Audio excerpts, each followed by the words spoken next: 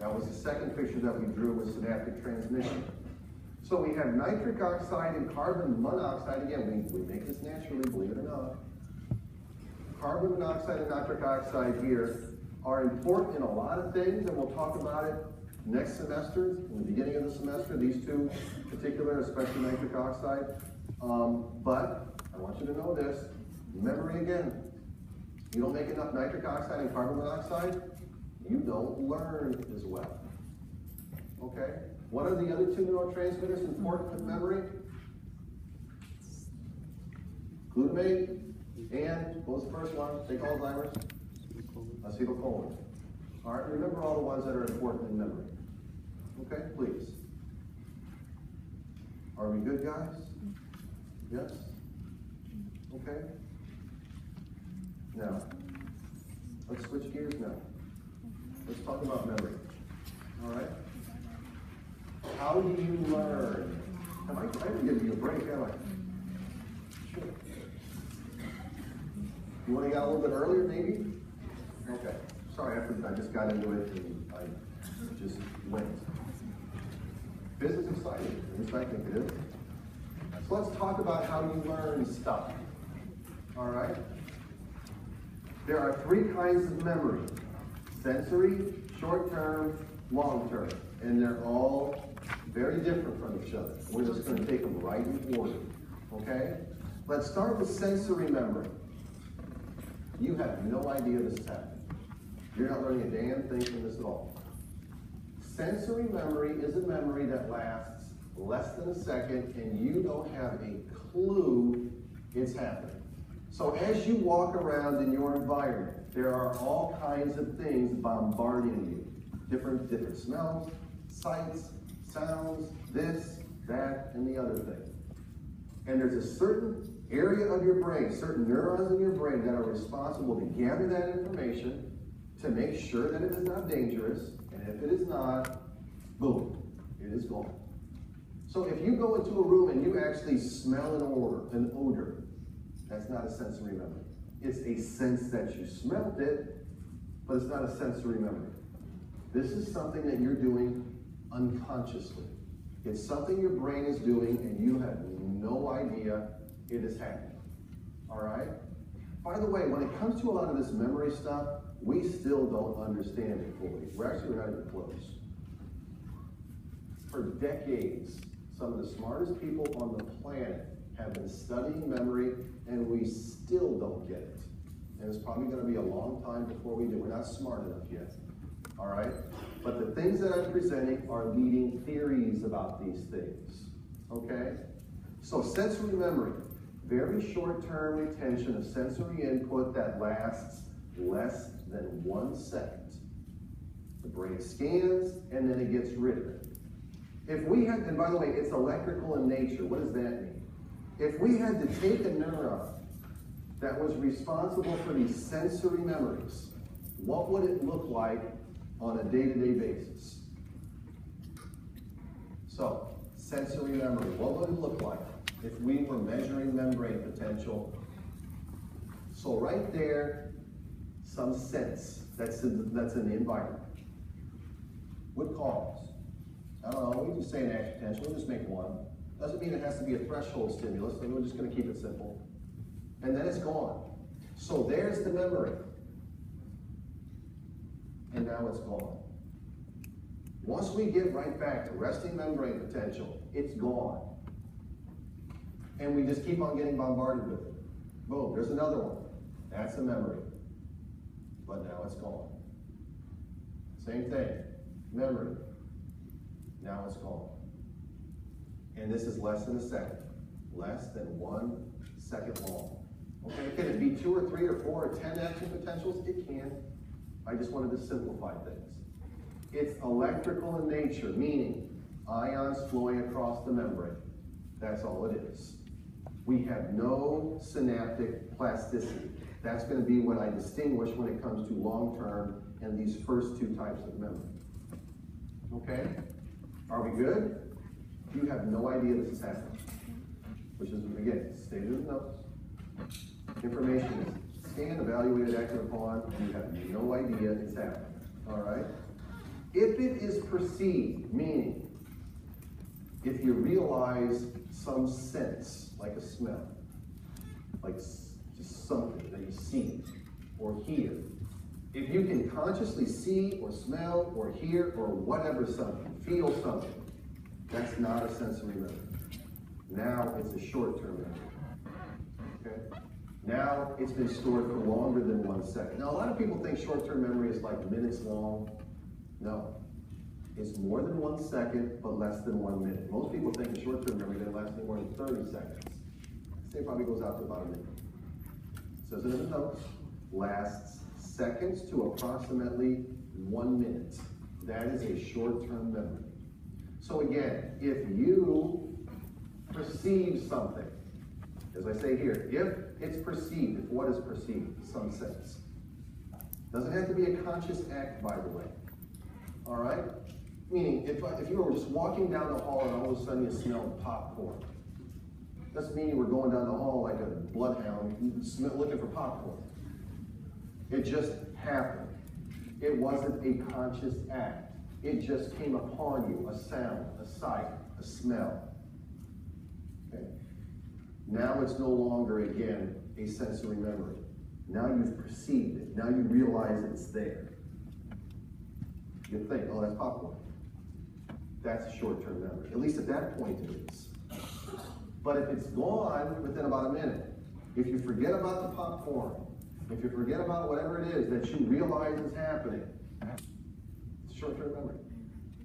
Okay? And it too is electrical in nature. So let's draw a short-term memory.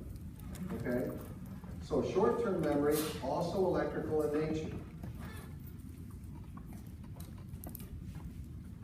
So what we're going to do here is we're just going to have our action potentials last a little bit longer.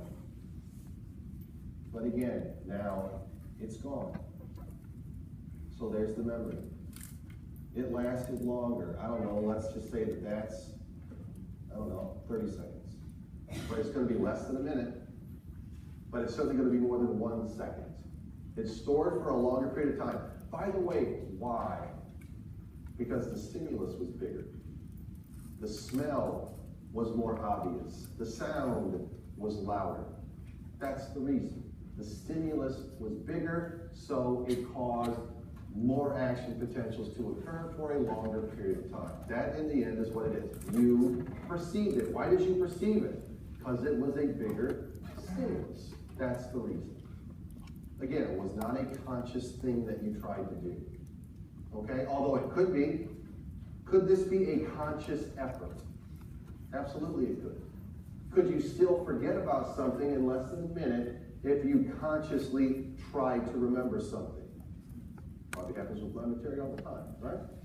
I just thought, why can't I remember this stinking thing? I just looked at it. Or you go up to somebody, you shake their hand, hello, my name is John. 10 seconds later, you forgot that poor guy's name. I do that all the time, unfortunately, because I've always had just something's on my mind. And so I'll do that all the time. I'll forget people's names. It drives me nuts.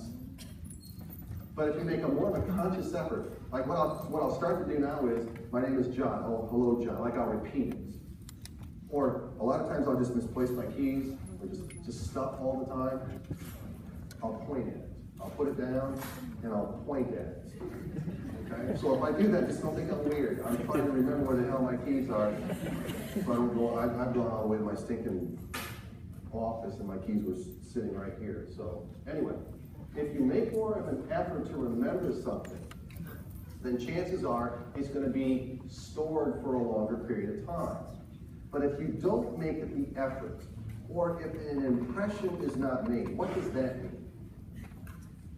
Again, if the odor was really, really strong, you probably remember it for a longer period of time if it kind of sickened you, or if it smelled really good. Or let's say we leave the class right now and you're walking back to your car and somebody's walking by you and you look at them. You don't care much about the way they look or whatever. They don't make an impression. You're not going to remember them at all. What if you look at somebody? They made an impression. You remember that girl over the weekend at OU that was in that little cat outfit. They made an impression. It's no longer a short-term memory, it's a long-term memory. Okay? So now that it is a long-term memory, that it lasts longer than a minute, now it's no longer electrical in nature. Now it's synaptic in nature. Now we have synaptic plasticity going on. Now we're changing the synapse. Now we have more synapses being formed. That is what forms the memory. Do we understand that, by the way? We do not. We have no idea how it is that if you form more synapses, now you know how to tie your shoe. Now you know that right after calcium is released into the presynaptic terminal, that synaptic vesicles move to the very edge of the presynaptic terminal and release a neurotransmitter into the synaptic cleft and bind to the receptor, blah, blah, blah. How in the hell does that even make sense? We don't know. I told you that for decades we've been trying to figure this out, and it's not dumb people trying to figure it out, and the geniuses are trying to figure this out, and we still don't get it. But it is a leading theory, and we're pretty sure that it is how it happens. We just don't fully understand how it happens. So we're synaptic in nature, when again, the girl in the little cat outfit is on our mind all the time.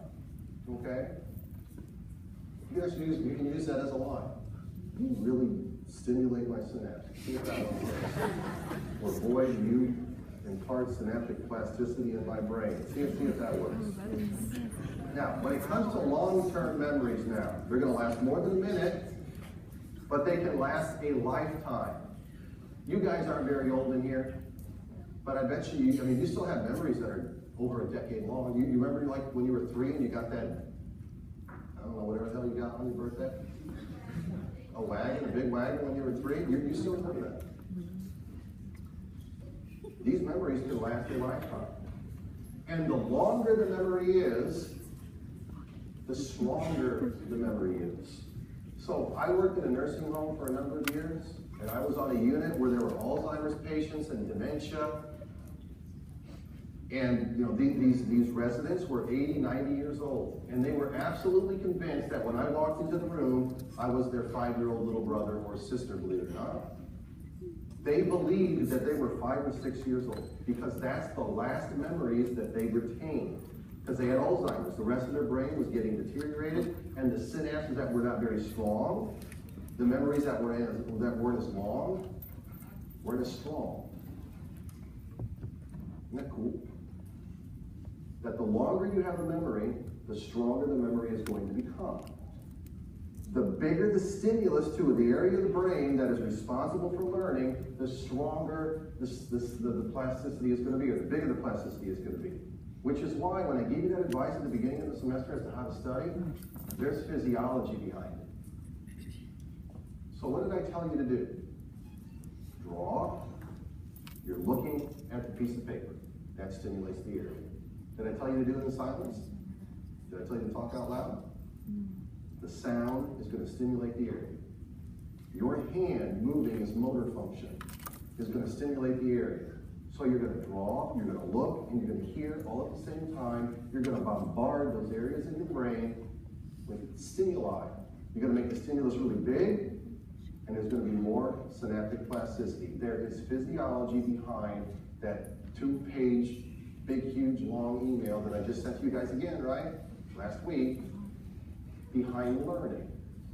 And when you learn, study, study, study, study, study, right? The more you study, the more you stimulate the synapses, the more synapses there's going to be, the more plasticity there is going to be. Okay? Now, don't worry about the word long-term potentiation. Just don't worry about it. Okay? Now, when it comes to long-term memory, there's 2 different kinds. There's declarative and explicit. That's the same thing. Okay, you can use these 2 words interchangeably, declarative, explicit. Okay, procedural, implicit, those are the same things as well. All right, what's the difference between those 2? Declarative or explicit, which again is the same thing, are things like remembering people. Knowing that right now, you can get home right now if you want. I would assume. That is a declarative memory. That is an explicit memory. You can look at your friend and know what their name is. Okay? You know when somebody's birthday is. You know how old you are. Those are explicit.